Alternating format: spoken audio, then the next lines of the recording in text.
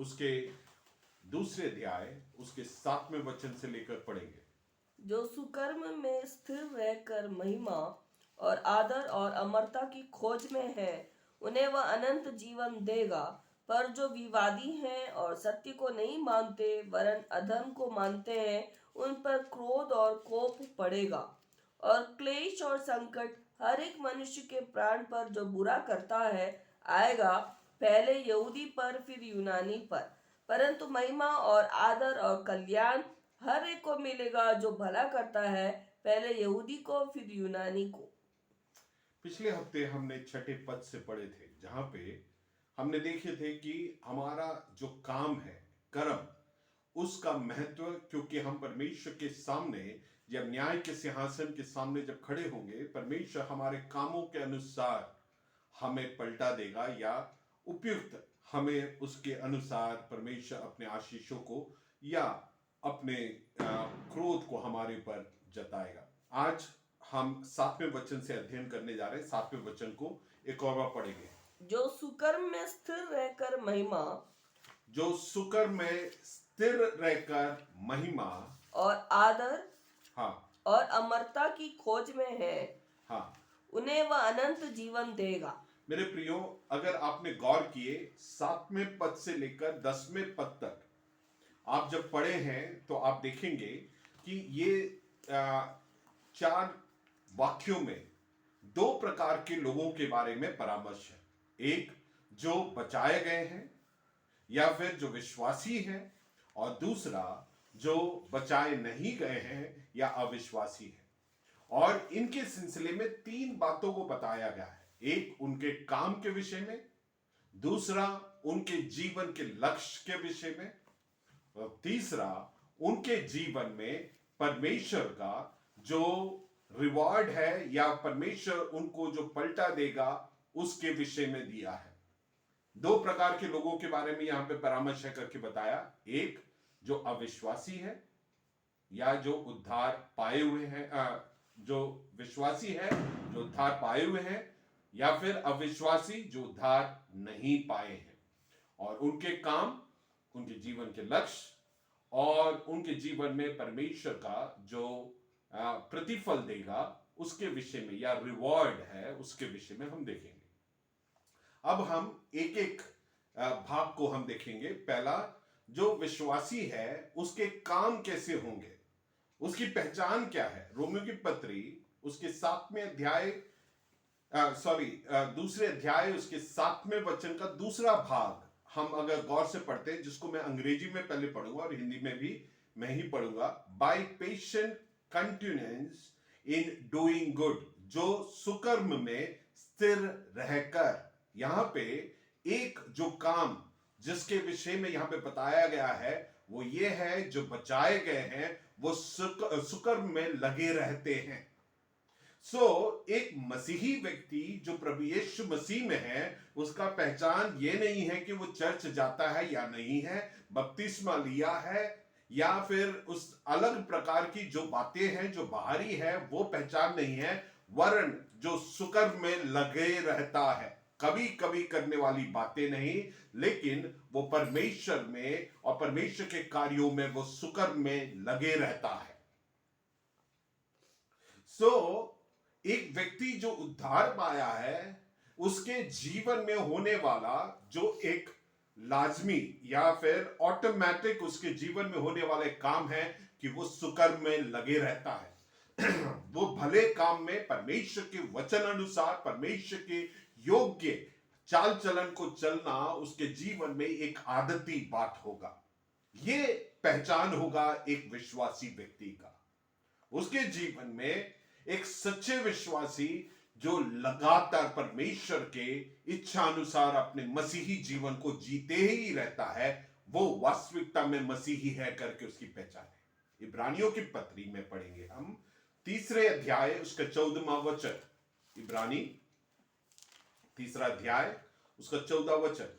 क्योंकि हम मसीह के भागीदारी हुए हैं, क्योंकि हम मसीह के भागीदारी हुए हैं, यदि हम अपने प्रथम भरोसे पर अंत अंत तक तक दृढ़ता से स्थिर रहे। यहाँ पे क्या है? अंत तक दृढ़ता से दृढ़ता से स्थिर रहे हैं। मेरे प्रियो, जो हमारे विश्वास जीवन है, मसीही जीवन है, सुकर्म के विषय में बताया गया है। हम मसीह के भागीदारी है, और हम मसीह के भागीदारी होने का प्रमाण यह है कि हम प्रथम भरोसा अर्थात हमारे पहले के जो जीवन, उसमें हम अंत तक ठहरे रहेंगे या स्थिर रहेंगे। मेरे प्रियो, हम कईयों को देखते हैं जो विश्वास जीवन में आए और शुरू में उनके जीवन में बहुत जोश रहता था, प्रभु में बने रहने के लिए, पवित्र जीवन जीने के लिए, लेकिन बाद में वो प्रभु से कोसों दूर चले जाते हैं। वो ये है कि उनमें जो उद्धार या बचाए जाने का जो कार्य हुआ था वो नकली था। जिसके जीवन में वास्तविकता में परमेश्वर का उद्धार का काम हुआ है, वो सुकर्म में बने रहेगा। उसके जीवन में हो सकता है कुछ समय के लिए वो परमेश्वर की उपस्थिति से दूर हो नहीं सकता, लेकिन पाप में गिर जाए या किसी गलती में चूक हो जाए, लेकिन वो पाप में बने नहीं रह सकता। उसका हृदय में उसके लिए एक बड़ा कचोट होगा और परमेश्वर की उपस्थिति में वो पश्चाताप करके वापस आएगा। अन्यथा वो एक वास्तविक उद्धार नहीं है। हम पढ़ेंगे एक और वचन, कोलोसियों की पत्री, उसके पहले अध्याय, उसका 22 और 23वें वचन को पढ़ेंगे। कोलोसियों की पत्री पहले अध्याय, उसका 22वां और 23वां वचन। If indeed you continue in faith, grounded and steadfast, are not moved away from the hope of the gospel which you heard, ताकि तुम्हें अपने सम्मुख पवित्र और निष्कलंक और निर्दोष बनाकर उपस्थित करे। 23वां वचन, यदि तुम विश्वास की नींव पर दृढ़ बने रहो और उस सुसमाचार की आशा को जिसे तुमने सुना है ना छोड़े। क्या लिखा है?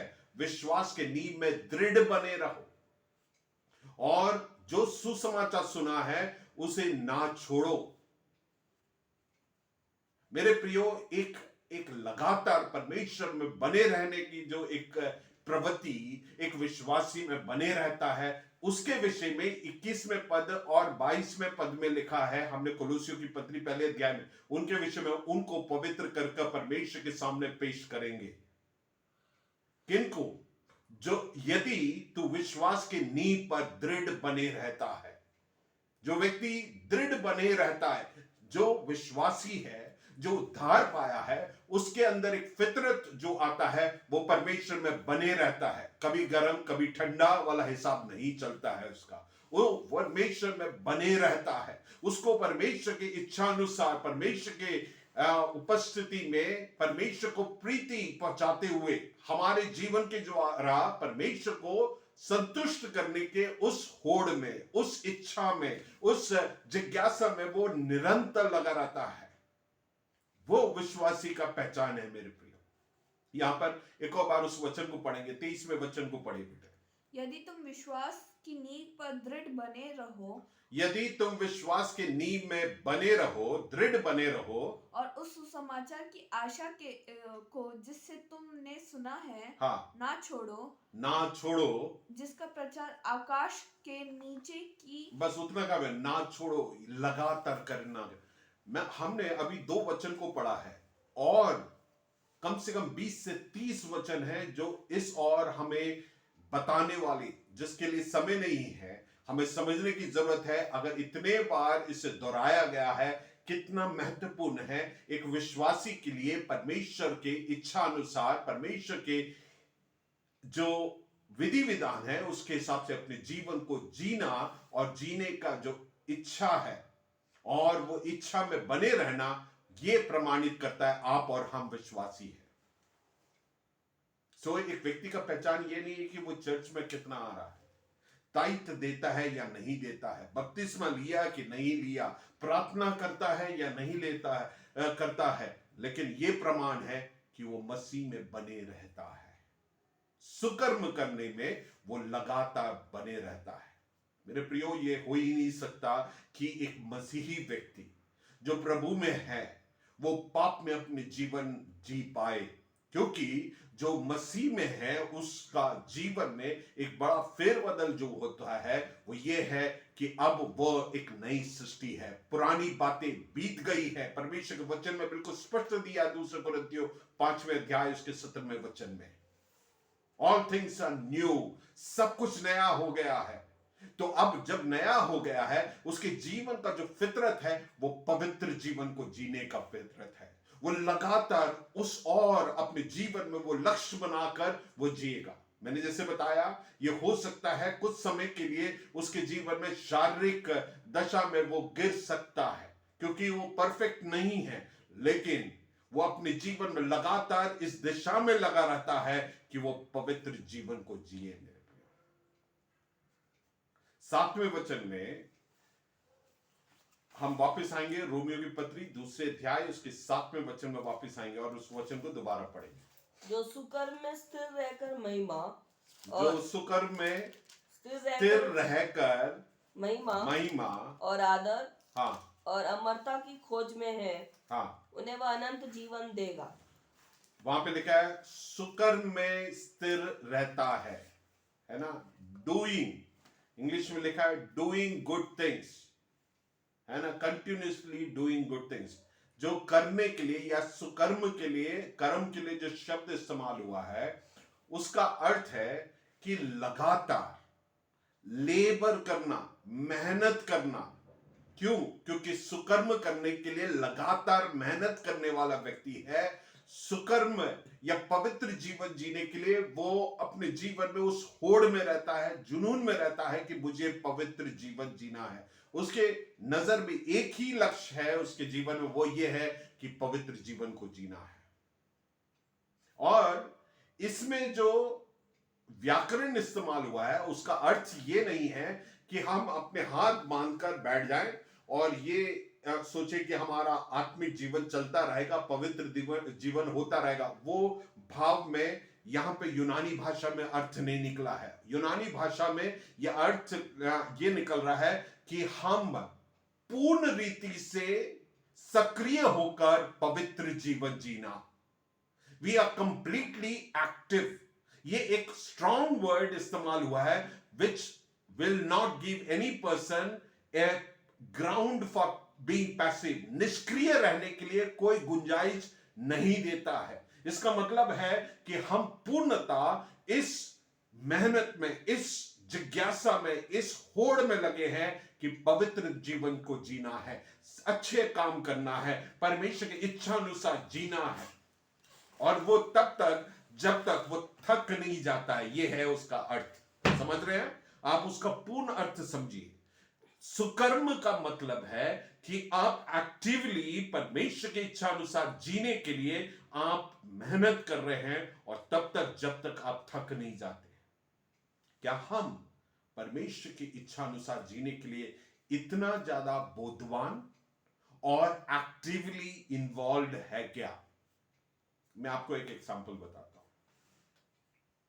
आपने किसी को बहुत फिट देखा, उसके बॉडी बहुत शेप्ड है। अगर मेल जो पुरुष वर्ग है उनसे अगर बात करूं, अगर किसी के 6 पैक देख लिए, अच्छे बाइसेप्स देख लिए, आप रोजाना जिम जाएंगे और वहां पे 1 घंटे या 1.5 घंटे बैठे और वापस आ जाए तो आपके मसल्स बनेंगे? नहीं बनेंगे।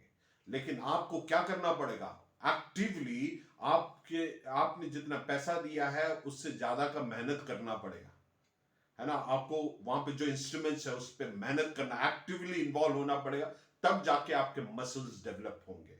वैसे ही हमें भी अपने आत्मिक जीवन में हमें इस प्रकार से परमेश्वर की उपस्थिति में पवित्र और अच्छे कर्म करने के लिए परमेश्वर की उपस्थिति के उस बोध के साथ वचन के महत्व को समझते हुए हम अपने जीवन को जीने की जरूरत है।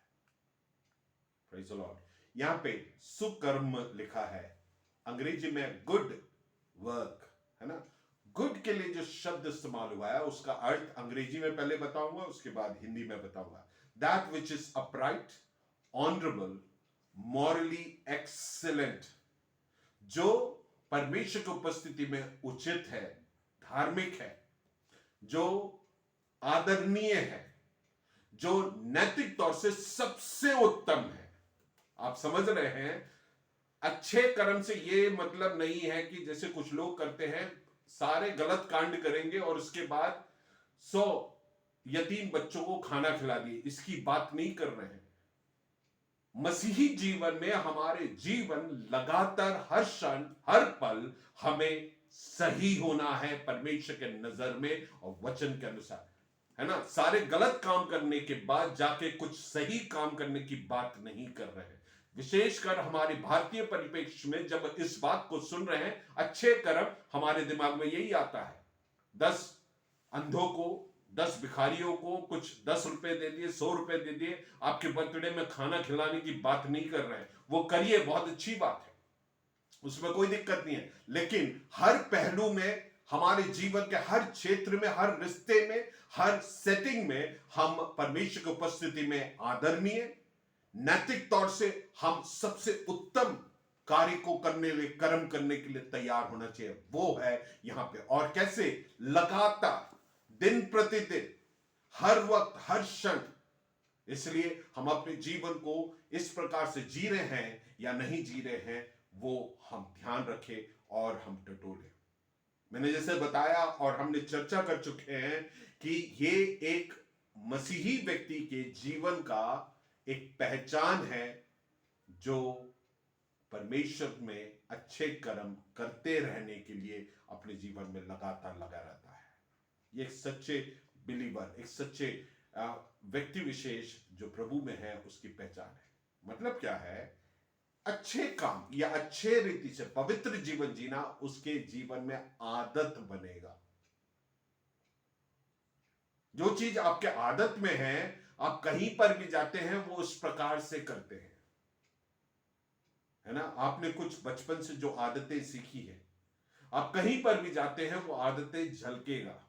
इसी प्रकार से हम मसीही परिवार, मसीही लोग होने के नाते हमारे जीवन में आदत में आ जाने पाए, वो आएगा। आदत कोई चीज बनने के लिए हमको लगातार प्रभु में बने रहना पड़ता है, प्रभु के वचन अनुसार जीना पड़ता है। और जब हम लगातार परमेश्वर के वचन अनुसार जीते हैं, वो हमारे जीवन में आदत बन जाता है और 24/7 हम उसी प्रकार से जीते हैं।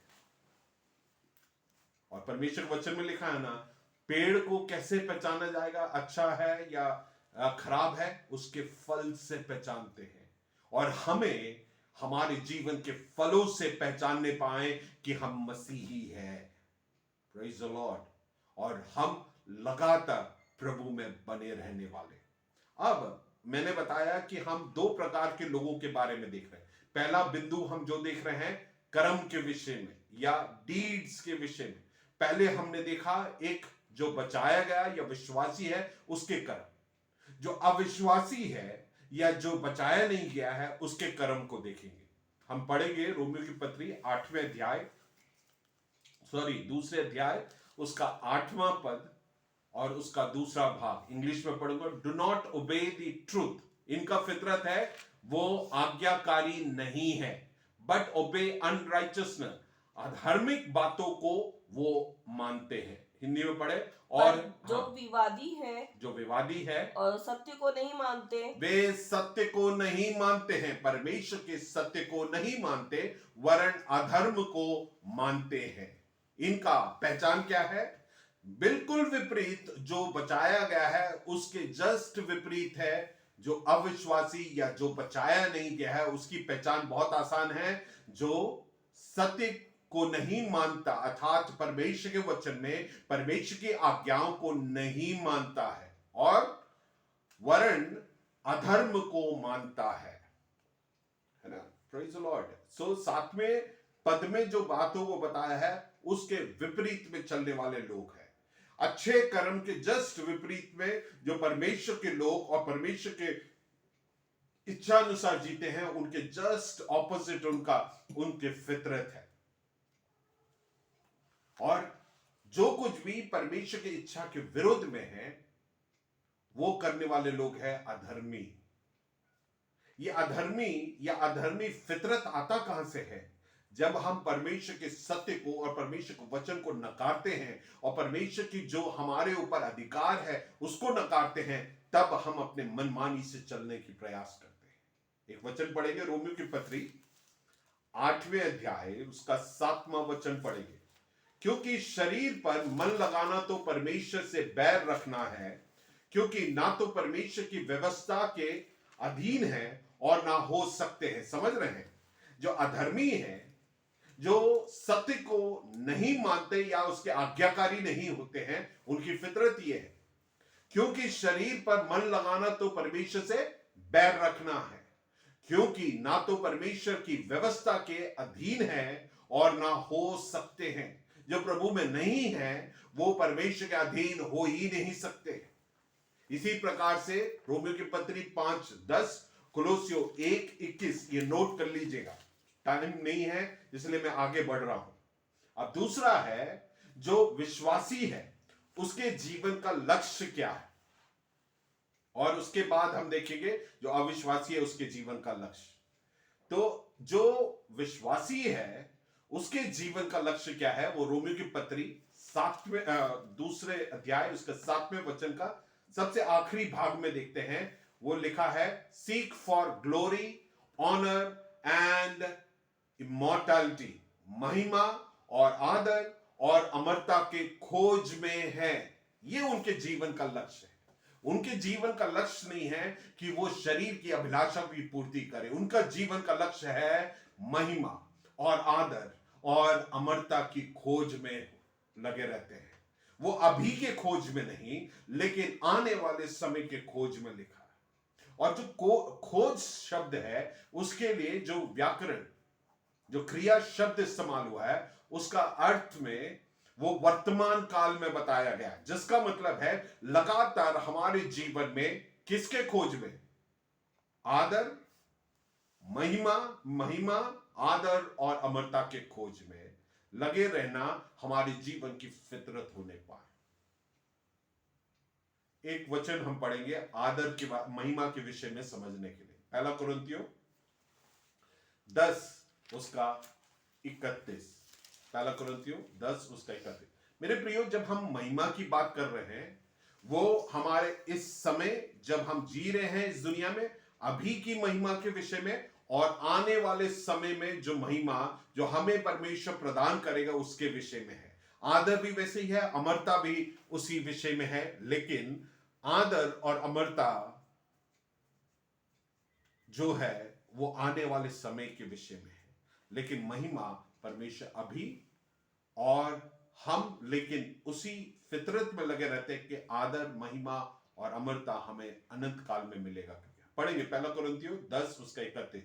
सो तुम चाहे खाओ, चाहे पियो, चाहे जो कुछ करो, सब कुछ परमेश्वर की महिमा के लिए करो। समझ रहे हैं? जो परमेश्वर की महिमा के उस, जो एक विश्वासी है उसके जीवन में वो जो कुछ भी करता है वो परमेश्वर की महिमा के लिए करता है।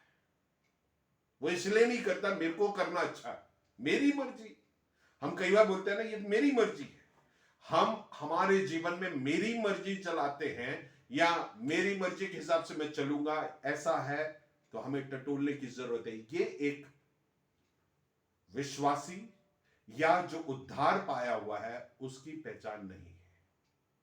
एक उद्धार पाया हुआ व्यक्ति का पहचान यह है, उसके जीवन में जो उसके जीवन के हर एक पहलू है, वो खाए या पिए, जो कुछ भी करे, यहां पे अंत में यही बोलता है ना, जो कुछ भी करो सब कुछ परमेश्वर की महिमा के लिए करो।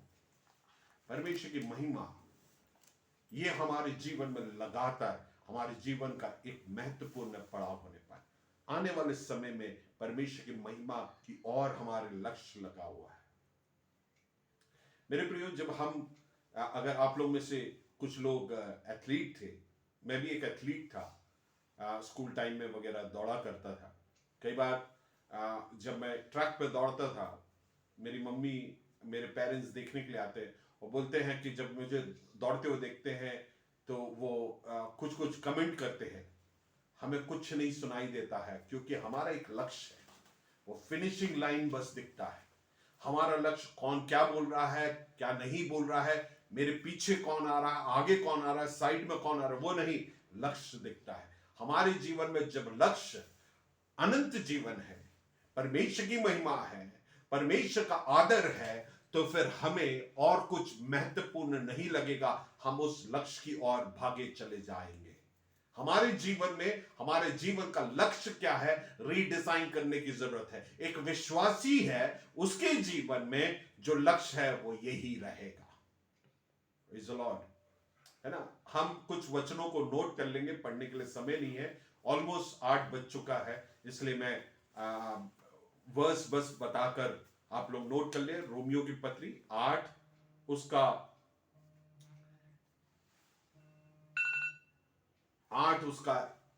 21 उसका 30,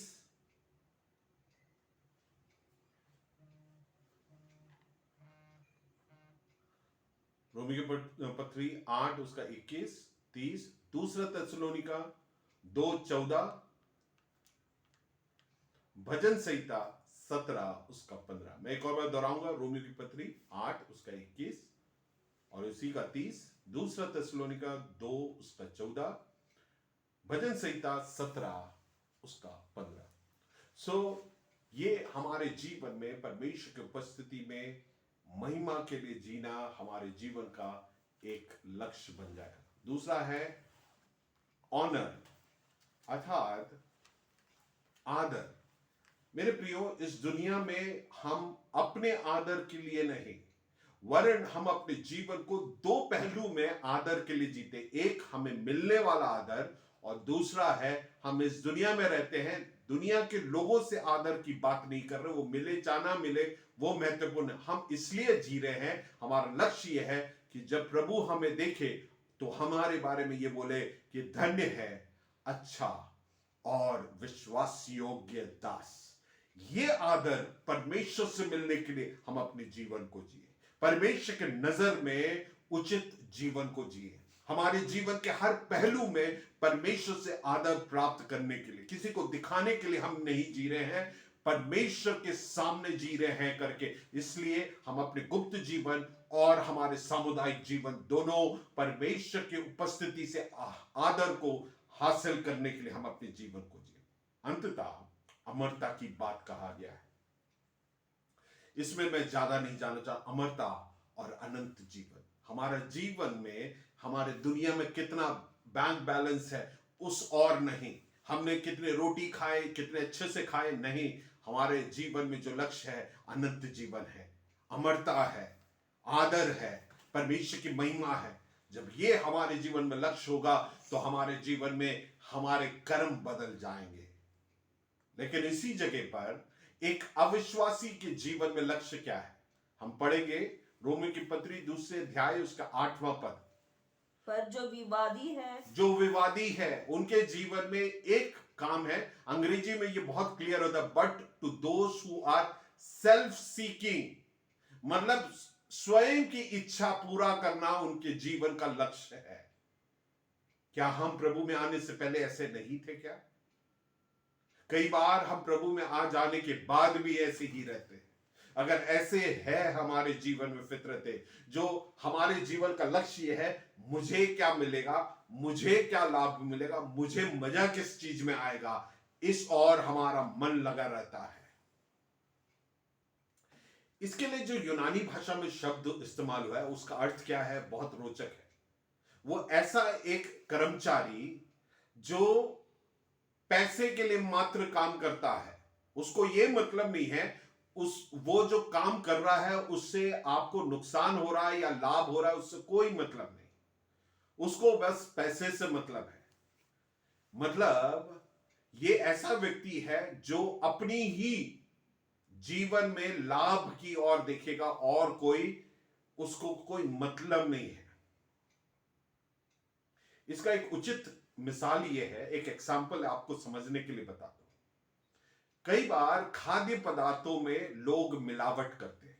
अभी जब सेकेंड लॉकडाउन लगा तो दूध वगैरह उतना मिलना दिक्कत हो गया था, तो यहां पे हमारे नजदीक ही एक डेयरी खुलता था, तो वहां से दूध लेके आते थे।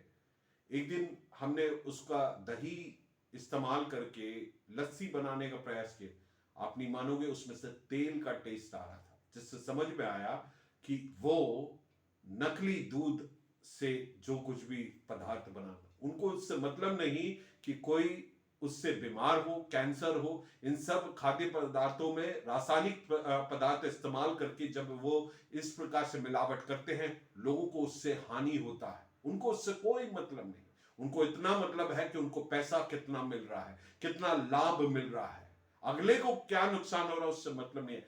ये लक्ष्य है एक अधर्मी व्यक्ति का। प्रेज़ द लॉर्ड, बातें समझ में आ गया, मैं विश्वास कर। अंतिम बिंदु और देखकर हम अंत करेंगे, थोड़ा सा समय ज्यादा लगेगा। आप लोग कृपया करके प्रार्थना के साथ बने रहें। जो रिवॉर्ड है परमेश्वर का, जो पलटा या उसके लिए उचित परमेश्वर देने वाला जो प्रतिफल है, वो क्या है हम देखेंगे। अब पहली बात हम देखेंगे, विश्वासी को परमेश्वर क्या प्रतिफल देगा। रोमियो की पत्री 2 अध्याय उसका 7वें वचन का आरंभिक भाग को देखें। Eternal life to those who, उन्हें वह अनंत जीवन देगा। रोमियो की पत्री 2 अध्याय उसका 10वां वचन पढ़ेंगे। वहां पे लिखा है, पर महिमा और आदर और कल्याण हर एक को मिलेगा जो भला करता है, और पहले यहूदी को फिर यूनानी को। आप समझ रहे हैं परमेश्वर हमें क्या प्रतिफल देगा। वो यहां पे बिल्कुल स्पष्ट लिखा हुआ है कि अनंत जीवन को हमें प्रदान करेगा। बहुत संक्षेप में बता रहा हूं, आप लोग पढ़कर उसे अध्ययन कर ले। पर जो प्रभु में है, पर महिमा और आदर और कल्याण हर एक को मिलेगा, हम सबको मिलेगा। चाहे पासबान हो, चाहे बड़े हैं, छोटे हैं, पढ़े लिखे, नहीं पढ़े लिखे, आपकी जाति, आपकी भाषा, आपकी परिप्रेक्ष्य मायने नहीं रखता। यहां पे लिखा महिमा, आदर और कल्याण हर एक को मिलेगा जो भले काम करता है, पहले यहूदी को फिर यूनानी को। प्रेज द लॉर्ड, हम सबको परमेश्वर ये प्रदान करेगा। अब जो अविश्वासी है उसके जीवन में क्या परमेश्वर प्रतिफल देगा। दूसरे अध्याय, रोमियो की पत्री 2 अध्याय 8वें पद के अंतिम भाग से लेकर 9वें पद तक उसे पढ़ेंगे। उन पर क्रोध और कोप पड़ेगा। तुरंत परमेश्वर क्रोध और कोप पड़ेगा। फिर और क्लेश और संकट हर एक मनुष्य के प्राण पर जो बुरा करता है आएगा, पहले यहूदी पर फिर यूनानी पर। मेरे प्रियो, ये हर एक व्यक्ति पर जो प्रभु के इच्छा के विरुद्ध में चलते हैं, उनके पर परमेश्वर का क्रोध और कोप आएगा।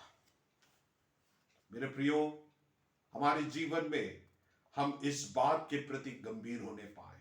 एक अविश्वासी जो है, जो प्रभु में नहीं है, उद्धार नहीं पाए हैं, उसके जीवन में परमेश्वर का क्रोध और कोप आएगा। और ये बहुत ही गंभीर शब्द है। ये दोनों, क्रोध और कोप, जो यूनानी भाषा में इस्तेमाल हुआ है, उसका अर्थ बहुत ही सामर्थी, बहुत ही स्ट्रॉन्गेस्ट फॉर्म में इस्तेमाल हुआ है। वो परमेश्वर का ऐसा क्रोध है जो परमेश्वर के दया और परमेश्वर की जो अनुग्रह है, वो हर एक अविश्वासी और अधर्म करने वालों के प्रति खत्म हो जाने के बाद आता है। ये क्रोध के विषय में जब हम अध्ययन करते हैं, वो ऐसा क्रोध है जो एक व्यक्ति बहुत अत्यधिक क्रोध में है, और वो व्यक्ति के क्रोध के विषय में बताया है कि वो, हम कई बार होता है ना कि किसी व्यक्ति को मारने के लिए अत्यंत क्रोध में जब उसका पीछा करता है, वो लंबे श्वास को लेता है, पूरे क्रोध में वो इस बात को, परमेश्वर के लिए जो क्रोध का इस्तेमाल किया है, वो इसी प्रकार से किसी का भयंकर क्रोध में परमेश्वर आना। किसके प्रति? जो अविश्वासी है, जो बचाया नहीं गया है, अधर्म में चलता है, परमेश्वर के सत्य के विरोध में चलता है। दूसरा है कोप। कोप का अर्थ है बॉइलिंग या उबलना, क्रोध में उबलना। हम कई बार देखते हैं जब आयन या जो जो तत्व है, सॉलिड जो तत्व है, उसे जब उबालते हैं वो कई बार उबल के नीचे गिरता है। आप कभी किसी स्टील प्लांट में जाना, वहां से उबल के वो उसमें अगर कोई किसी का शरीर गिर जाए तो भस्म हो जाए, खत्म हो जाएगा। सो परमेश्वर के क्रोध के विषय में वैसे ही बताया गया, वो कोप। सो क्रोध और कोप जो परमेश्वर के इच्छा के, जो बचाए नहीं गए हैं, उनके विरोध में। उसके साथ साथ क्या है, उनके ऊपर क्लेश और संकट भी आएगा। संकट के विषय में लिखा है कि किसी जगह पर क्लेश के विषय में तो समझ गए, संकट के विषय में किसी जगह पर, संकोचित जगह पर, लिमिटेड जगह पर किसी को वहां पे बांध के रख लिया। हम अभी बड़ी आजादी की बात करें, मेरी मर्जी, मैं कर सकता हूं, वो कर सकता हूं। लेकिन जब हम परमेश्वर के विरोध में चलेंगे, हमें उस अनंतकालीन नरक में वो अविश्वासी को डाल देगा, जिससे वो कभी नहीं निकल सकता। नामुमकिन है वो उस पीड़ा वाली जगह से कभी निकल पाए। सो एक विश्वासी और अविश्वासी के जीवन में बड़ा फर्क है। उसके प्रतिक्रिया पर आधारित है, उसके जीवन के लक्ष्य पर आधारित है, लेकिन दोनों को मिलने वाला प्रतिफल अलग है। जो विश्वासी है उसको परमेश्वर क्या प्रतिफल देगा? अनंत जीवन को देगा, महिमा, आदर, और परमेश्वर के आदर और महिमा हमें प्रदान करेगा। 10वें पद को एक बार और पढ़ के मैं अंत करूंगा। हाँ, परंतु महिमा और आदर महिमा और आदर और कल्याण हर एक को प्रदान होगा। सो हम अपने जीवन में ये एक लक्ष्य बना ले कि हम प्रभु में बने रहेंगे, परमेश्वर की इच्छा अनुसार बने रहेंगे। आज्ञाकारिता हमारे जीवन में बहुत महत्वपूर्ण है। हमारे जीवन का लक्ष्य होने पाए कि हम परमेश्वर की इच्छा अनुसार जिएंगे। मैं एक बात को बताऊं, हमारे जीवन में अभी क्या हम करते हैं, अभी वो हमारे लिए मायने रखता है, हमेशा मायने रखता है। समझ रहे? What we do now matters forever. अभी हम जो करें, जो करते हैं, करेंगे, वो हमेशा के लिए मायने रखता है, ये जान के हम अपने जीवन को जिए। समझ रहे हैं मेरे प्रियो? इसलिए मेरे प्रियो, हम परमेश्वर के वचन को बहुत पढ़े और उसको ज्ञान पर ना रखे, लेकिन उसके अनुसार चले। हम भय मानते हुए, ये वचन हमें उसके लिए आगाह कर रहा है। हम ये ना सोचे कि बाहर जो लोग हैं उनके ऊपर परमेश्वर न्याय को करे, हमको भी उस न्याय के सिंहासन के सामने खड़े होना है। हम परमेश्वर के प्रेम के बारे में बहुत वचन सुनते हैं, लेकिन हमें भी ये ध्यान रखना है, वही परमेश्वर का एक गुण है, वो अविश्वासी। हमारे पास मौका है हमारे अंतिम श्वास तक या प्रभु के आगमन तक, लेकिन हमें दोनों का कोई गारंटी नहीं, हमारा जीवन कब तक है या प्रभु का आगमन कब होगा। इसलिए हम अपने जीवन को बड़े गंभीरता से जिए और एक लक्ष्य बनाएं कि आदती तौर पर पवित्रता के साथ जीने के लिए। हमारे जीवन का लक्ष्य परमेश्वर की महिमा के लिए, परमेश्वर के आदर के लिए और अनंत जीवन और अमरता को प्राप्त करने के लिए, ना कि इस दुनिया के जो नश्वर चीजें हैं उसकी ओर हमारे लक्ष्य होने पाए। क्यों ना हम अपने जीवन में गंभीर होने पाए, हम अपनी आंखों को बंद करें, हम अपने जीवनों को टटोलें। परमेश्वर ने के वचन में हमने देखा, जो बचाए गए हैं और नहीं बचाए गए, दोनों के फितरतों में फर्क, उनके जीवन के लक्ष्य में और अंततः परमेश्वर के ओर से उनके जीवन में जो प्रतिफल है। इसलिए हम अपने हर वर्तमान के हर क्षण को बड़े गंभीरता से जीने के लिए हम अपने जीवन में एक निर्णय को लें। हमारे जीवन में हम लगातार प्रभु में बने रहने के लिए, परमेश्वर की उपस्थिति में पवित्रता से जीने के लिए, सबसे उचित नैतिकता में जीने के लिए हम अपने जीवन में वचनबद्ध हो, हमारे जीवन का लक्ष्य होने पाए, इसके लिए हम अपने आप को, आइए हम प्रार्थना करेंगे। पिता परमेश्वर, तेरे वचन के लिए धन्यवाद करते हैं, तेरे वचन के प्रति हम गंभीर होने के लिए, वचन अनुसार जीने के लिए, तुझे तृप्त करते हुए हमारे जीवन के हर एक पल, हर एक रिश्ते नाते में, हर एक परिस्थितियों में, हर एक सेटिंग में, एनवायरनमेंट में, एटमॉस्फेयर में हम प्रभु तेरी इच्छा अनुसार जीने पाए। कोई हमें देखे ना देखे, लेकिन हम इस बोध के साथ जीना चाहते हैं कि तू हमें देख रहा है। इस वचन के अनुसार चलने के लिए तू हमारे जीवन में कार्य कर। इस विनती को प्रभु यीशु मसीह के नाम में मांगते हैं, सुनो ग्रहण कर।